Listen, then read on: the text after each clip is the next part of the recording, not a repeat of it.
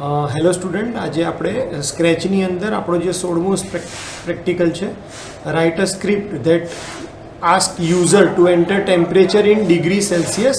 એટલે કે યુઝર પાસેથી આપણે ટેમ્પરેચર જે છે એ ડિગ્રી સેલ્સિયસમાં લેવાનું છે અને આપણે સ્ક્રિપ્ટ લખવાની છે જે એને કન્વર્ટ કરી દેશે ફેરનહીટની અંદર.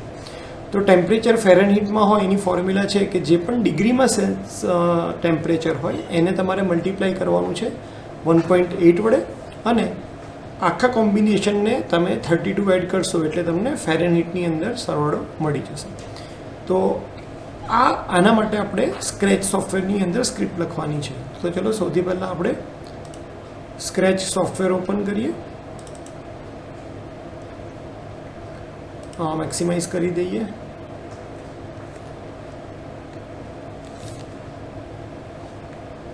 ન્યૂ ફાઇલમાં જઈ અને ફાઇલ ન્યૂ કરીએ. હવે આમાં આપણે આ આપણો સ્પ્રાઇટ છે અને આપણે સેન્ટીગ્રેડ જે છે એ યુઝર પાસેથી લેવાનું છે.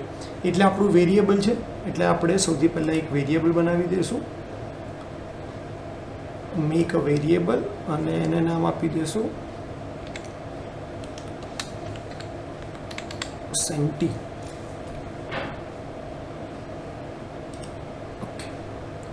તો દર વખતે આપણે સ્ટાર્ટ કરીએ છીએ આપણો પ્રોગ્રામિંગ એવી રીતે, ઇવેન્ટમાં જઈ અને વેન ગ્રીન ફ્લેગ ક્લિક, ત્યારબાદ જશું આપણે વેરિયેબલમાં અને સેટ સેન્ટીગ્રેડ જે છે એને આપણે 0 ડિગ્રી પર કરશું, જેથી બીજી વાર જ્યારે રન કરીએ તો જૂનું ટેમ્પરેચરની વેલ્યુ આપણને ઇફેક્ટ કરે નહીં.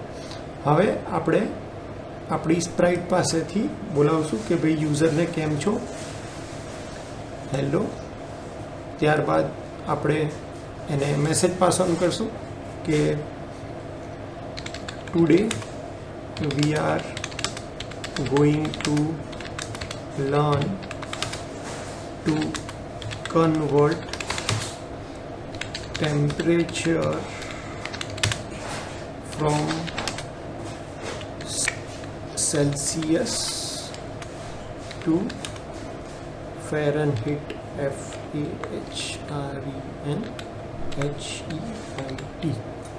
અને આ મેસેજ આપણે ડિસ્પ્લે કરાવશું 5 સેકન્ડ માટે, કારણ કે વાંચવામાં ફાવે. 6 સેકન્ડ કરી દઈએ. ઓકે. એના પછી આપણે ફરીથી એની પાસે બોલાવશું કે I know the formula Fahrenheit equal to Celsius multiply by 1.8 અને આખાની અંદર આપણે 32 એડ કરવાના છે. એટલે આ ફોર્મ્યુલા કામની છે, તો આને પણ 6 સેકન્ડ માટે ડિસ્પ્લે કરીએ. હવે આપણે યુઝર પાસેથી ઇનપુટ લેવું છે, એટલે આપણે સેન્સમાં જઈ અને એની પાસે એને પૂછીશું કે please provide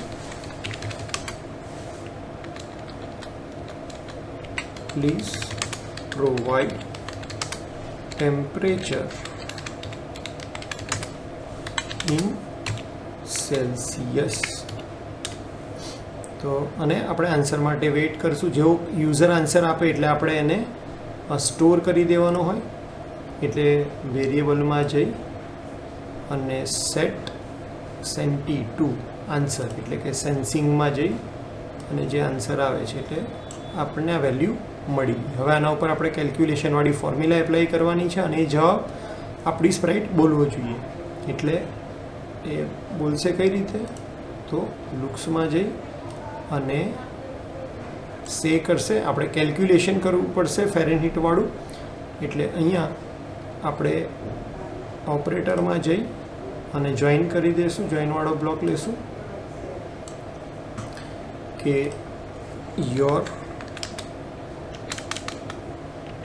your answer of temperature in Fahrenheit is equal to.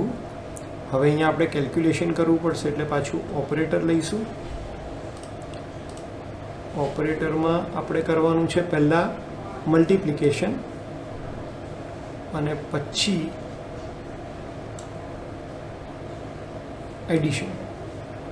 એટલે હું અહીંયા બનાનાની જગ્યાએ એડિશનનો બ્લોક મૂકી દઉં છું અને પહેલા બ્લોકમાં મલ્ટિપ્લિકેશન મૂકી દઉં છું. હા,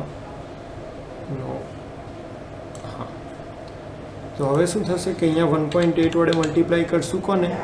સેન્ટીગ્રેડને.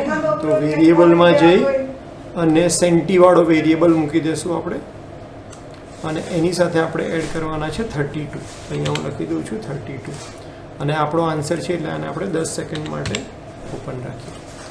તો હવે ચેક કરી લઈએ. અહીંયા સ્પ્રાઇટ ઉપર જઈ અને ફૂલ સ્ક્રીનમાં ગ્રીન ઉપર ક્લિક કરશું એટલે આપણને સૌથી પહેલાં પૂછશે કે hello, today we are going to learn to convert temperature from Celsius to Fahrenheit. એના પછી એ કહેશે કે I know the formula Fahrenheit equal to C into 1.8 plus 32. Please provide temperature in Celsius. તો આપણે એને ટેમ્પરેચર પ્રોવાઈડ કરશું, suppose 32. Enter આપીશું તો એ આપણને કહેશે કે your answer of temperature in Fahrenheit is 89.6. તો આવી રીતે આપણે હવે પાછા બેક જતા રહીશું આપણી સ્ક્રીન ઉપર.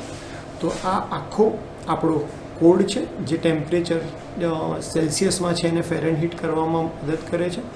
અહીંયા આપણું સ્પ્રાઇટ આપણે કોઈ બેકડ્રોપ એટલે કે બેકગ્રાઉન્ડ ચેન્જ કર્યું નથી, સિમ્પલ સાદો કોડ રાખ્યો છે. કોઈ પણ કોડ હોય એ એક જ આન્સર અલગ અલગ રીતે લાવી શકાય છે. જેવી રીતે કોડર પોતાની રીતે અલગ વિચારતો હોય એવી રીતે એ આન્સર લાવી શકે છે.